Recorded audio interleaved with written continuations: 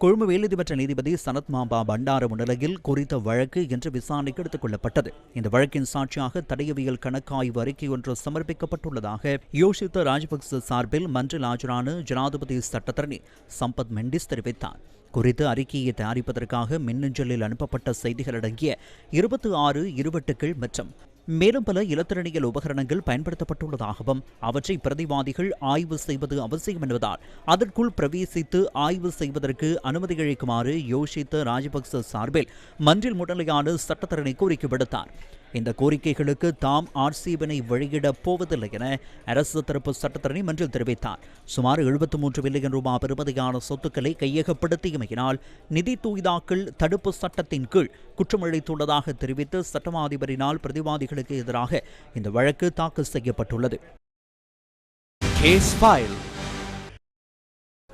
அமைச்சராக செயற்பட்ட காலப்பகுதியில் முறைகேடான விதத்தில் சொத்துக்களை கையகப்படுத்தியதாக குற்றம் சாட்டப்பட்டுள்ள முன்னாள் அமைச்சர் மோவின் சில்வாவுக்கு எதிராக லஞ்ச ஊழல் விசாரணை ஆணைக்குழுவினால் தாக்கல் செய்யப்பட்ட வழக்கை எதிர்வரும் செப்டம்பர் மாதம் 24ஆம் தேதி விசாரணைக்கு எடுத்துக்கொள்ள கொழும்பு மேல்நீதிமன்றம் இன்று திகதியிட்டுள்ளது.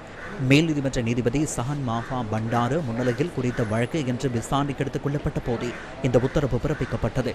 குறித்த வழக்கு இன்று விசாரணைக்கு எடுத்துக் கொள்ளப்பட்ட போது பூர்வாங்க வழக்கு விசாரணைகளுக்காக வழக்கை எடுத்துக் கொள்ளுமாறு இருதரப்பு சட்டத்தரணிகளும் அஞ்சல் கோரினர்.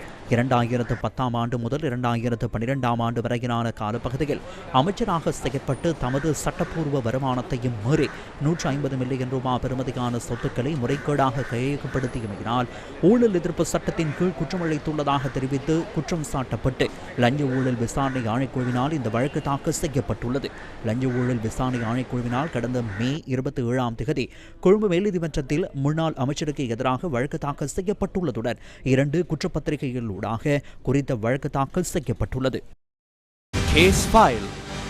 இதேவேளை முன்னாள் அமைச்சர் சந்திராணி பண்டாரவுக்கு எதிராக ஊழல் குற்றச்சாட்டு தொடர்பில் லஞ்ச ஊழல் விசாரணை ஆணைக்குழுவினரினால் தாக்கல் செய்யப்பட்டுள்ள வழக்கை எதிர்வரும் செப்டம்பர் மாதம் 4ஆம் தேதி மீண்டும் விசாரணைக்கு எடுத்துக்கொள்ள கொழும்பு மேல்நீதிமன்றம் இன்று திகதி நிர்ணயித்தது.